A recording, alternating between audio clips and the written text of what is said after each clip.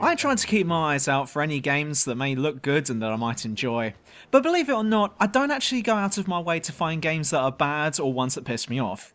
Every so often, I see someone post in the comments that I should play a particular game because it'd make for good viewing on this channel, but when I then go and check it out, sometimes I end up realising that it's a shit game. As I've said before on this channel, I'm usually quite broke. Things have gotten a lot better these days, and I'm not having to budget every little thing, and hopefully never will ever again, but I still resent the idea of spending some of my monthly paycheck on a game that I know I'm going to hate. But then again, you should always try new things and be willing to take a gamble every so often, because you never know what you'll end up getting. You may have had it before when you got a game that you thought wasn't going to be your dance, but ended up loving it. I remember how shocked I was at how much I enjoyed playing games like Valkyria Chronicles and The Longest Journey, or hell, even Persona 4. Games that, on paper, weren't my cup of tea, but I ended up really liking and promoting on this channel several times. Well, you can thank me once again for this next one, because I was surprised at how much I like this title. Shadow Tactics Blades of the Shogun, and for simplicity's sake I'm just going to call it Shadow Tactics, because constantly typing Blades of the Shogun in on this Word document is going to get on my nerves, and I should probably stop breaking the fourth wall here. It's a stealth strategy game by a company called Me Productions, whilst being set sort of in the Japanese Edo period. Despite this actually being a German game. Who would have thought it? You play the part of an entire team of misfits who have been contracted / not by the Shogun himself. There's a rebellion going on, and your mission is to take down the leader of it, who's called Kage-sama. But don't get your hopes up on leading an army to his doorstep, because this isn't that kind of game. Instead, your eventual party of 5 must use stealth and assassination techniques to sneak and subvert your way into enemy territory to erode the opposing forces from within. Each of the 5 characters brings their own goodies to the table, including Mugen, who's a samurai, who can kill several enemies at once and lure people over by throwing a bottle of sake on the floor, Yuki, who can set traps and lure people with a flute, Takuma, who can shoot people and has a pet tanuki that can fuck with people's heads like it's the raccoon dog equivalent of Psycho Mantis, Hayato, who's my favourite, who can kill people silently from a distance with shurikens and can throw rocks at people, mainly to distract them, but you can still throw rocks at people for giggles. And finally, Aiko, who's probably the most useless one of them all. No hate to her or anything, and there are times where she's essential to completing the mission, but I only counted about 3 times when her presence was needed. The rest of the time, I'd be able to get by with one of the others. If you find her some clothing, she can wear disguises and walk about the place without the worries of getting spotted, but that only works on normal guards. Samurais can see through that for some reason, suggesting that Edo period samurais have X-ray vision, which in turn also suggests that they can see Aiko naked, and I'd better get back on point before this conversation gets any weirder. She also carries a bottle of something that can be used to temporarily blind people, but I found that it's far more dangerous to use it than to not use it. If you use it on a guard with the intention of not killing them, then they're put on alert, which is something you don't want. But if you do use it to kill them, then they still spot you when you close in for the kill. The only other alternative is to use it and then let someone else sneak up behind them and do the deed. But if that's the case, then just let the other guy sneak up behind them anyway, because they're not going to be noticed. But anyway, what's the gameplay like? Well, for starters, you're usually given different and varied objectives, which is always a nice thing. It keeps the gameplay fresh and keeps us on our toes. Each mission usually boils down to infiltrate an area, then either activate something or kill someone and then leave, but it's not uncommon for new stuff to happen along the way. What this game does quite well is introducing new elements and mechanics that serve to spoil your best laid plans, just when you think you've got the hang of things, and I say that as a good thing. Enemy soldiers are too easy to kill? Well, have some samurai then, who can't be killed by your assassins, only by Mugen. And then later by gunfire and then stabbing them. Nah, it's okay, I can just distract each enemy one at a time and then lure them away before killing them. Nope, now we have enemies that don't react to that stuff. Finding that you're able to escape tough situations? Well, now here's a snow level where you leave tracks behind, and if someone notices them, they'll follow it right over to that bush you're hiding in. Then there are night levels, which sounds like it'd make things easier, until you realise that there aren't that many hiding places and enemies walk on patrols carrying torches just to fuck up your day. Or a swampy level where walking through water makes noise. And enemy placement is a bitch in this game too. See, here's how things work in Shadow Tactics. One of my biggest criticisms here is that once enemies spot you, they all pretty much know where you are. So going in guns blazing is not an option here, as your characters don't last long in a head-to-head fight. So you have to stealth it or go home. After all, this is a stealth game. But even then, keeping things stealthy is easier said than done. Let me paint a typical picture for you. You're on a level where you have two characters. As you're playing, you come across a small group of soldiers. They never move from their spot, and there's no other route around them. See, the obvious answer is to kill them all in one go. But wait, there are 3 soldiers here and only 2 of us. What's worse is that they're spaced out apart from each other and are all keeping an eye on the other 2. So even if I get each character to kill 1 guard, that still means that one will be left who will naturally witness his pals getting murdered, and the moment that happens, he'll raise the alarm. So the question now is, how do I kill 3 enemies with only 2 guys without being seen? I honestly believe that Shadow Tactics is just as much of a puzzle game as it is a stealth game. It's also one of the most unforgiving games I've ever come across. Getting spotted at any moment will mean that if you can't escape right there and then go ahead and treat yourself to a quick load because you've done f***ed up. In fact, if you're planning on playing this game, then the first thing you should do is assign the quick save and quick load buttons to something easy to reach, because I guarantee you, the first time you play this game, you are going to be raping those 2 buttons for all they're worth.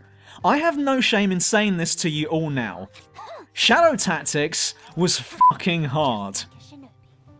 And I loved it. Of course, that's not what I was saying at the time. Whenever I started a new level, you could bet that within 5 minutes into it, I'd be saying, "Oh my god, this fucking game," or "Are you kidding me? Seriously, that's bullshit."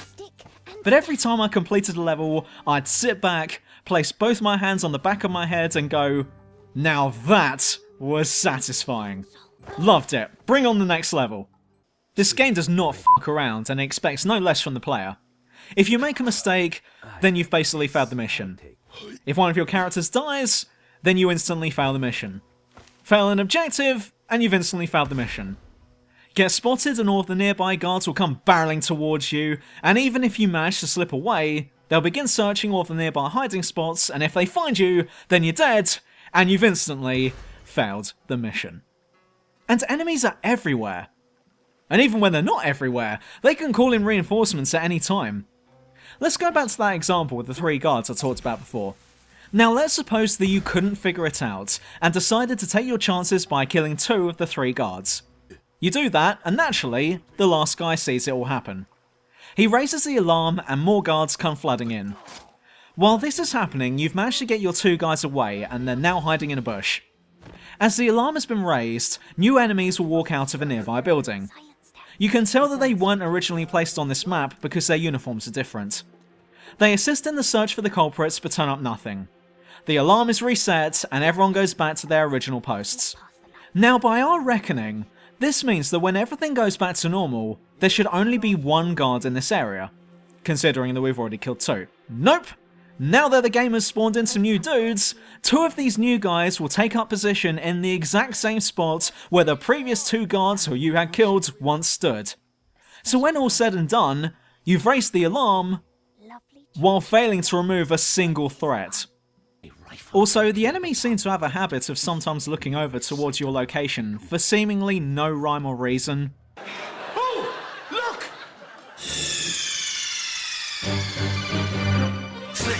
What happened? Snake! Snake! Which kind of ruins the immersion if I'm honest. You could spend 5 minutes learning an enemy's patrol route and figuring out the best chance to strike, only to then have them suddenly turn around while you're sneaking up behind them when their patrol patterns suggest that they wouldn't. And some of the patrol patterns go across the entire map. You could lay in wait for the best moment possible to take out one solitary guard. There's no one else around, and killing him here wouldn't be noticed by anyone else. So all I have to do is silently approach him and... Hey guys, what's going on over here? Even non-combatants can fuck up your plans. It's encouraged that you don't kill them, only knock them out and dump them in a bush, but then they'll come to after a while and will raise the alarm, so don't feel bad about killing them. Oh yeah, bushes and hiding spots. That's something I never got. If you kill an enemy, you can hide their bodies in one of these hiding spots, such as a bush, a well, or even a building. The second you do so, however, their body disappears into the void and is removed from the map, like there's a black hole under every shrubbery. If that's the case, then I'd rather not crouch on top of it as a means of concealing myself. I also found it funny that you could stash bodies in buildings, and then notice a few minutes later that a guard has stepped out of that building as well, clearly not noticing the dead body as he's stepping over it. But let's talk about difficulty real quick here. There are 3 difficulty levels: easy, normal, and hard. Or beginner, normal, and expert. But trust me, despite this being quite the difficult game, don't play it on easy. For you see, there are only 2 difficulty levels here. Hard or slightly harder. There is almost no difference between beginner and normal. The only difference is that you can't earn badges on the beginner setting, and while enemies spot you slightly faster in normal, if you're spotted at all then you're going to be reloading the game anyway, so just play it on normal. If you're feeling confident then go for expert, but that's entirely up to you. I also encountered a game-breaking bug as well. This occurred on the 3rd to last level, I think, where you have to kidnap Kage-sama's son from a bathhouse island. Your mission is to sneak onto the island, clear your escape route, get him away from his samurai escort, smack him up a little, and escape with him. Sounds, well, sort of difficult actually, but I figured out quite quickly what to do. The first order of business was to clear the escape route. It took a while, but I managed to do it. While I was off doing this, I also concluded how I'd get him isolated from his guards. However, it was only after I had cleared the escape route that I learned that he had somehow noticed what I'd been doing and had locked himself inside a building. And if someone other than one of your characters goes inside, then you can't force them out. I waited for 30 minutes for this guy to leave, and he didn't, and considering that I'd been mashing the quick save and quick load buttons well before this, all of my saves where he wasn't in the house were overwritten. This meant that if I wanted to get another shot at this guy, I'd have to restart the entire mission again. To which I thought, no. It took me an hour and a half to get to this island alone, so no, I'm not going to waste all of that time again just because this game wasn't instructing this character to leave the house. And that's where my experience with this game ended, with both me and this game being stubborn and refusing to compromise on the issue. Which is a shame because the rest of this game was excellent. Yes, it's very, very unforgiving, and it demands absolute discipline from the player, and you may find yourself raging at times. But that feeling of satisfaction upon completing a level is so damn good that all of the misery and suffering that you were going through not 2 minutes prior completely evaporates, leaving only a smile on your face. In conclusion, I don't think that this game is for everyone, but I certainly enjoyed it, and would highly recommend this one to anyone who's interested in what they've seen. It's a well put together game with hours of enjoyment and suffering to be had. If you decide to play this game, then take my advice and take things slow. You may feel the urge to rush in and kill everyone like some sort of wave of angry miasma, but that's the best way to get yourself killed. Patience and planning and more patience is what's required here.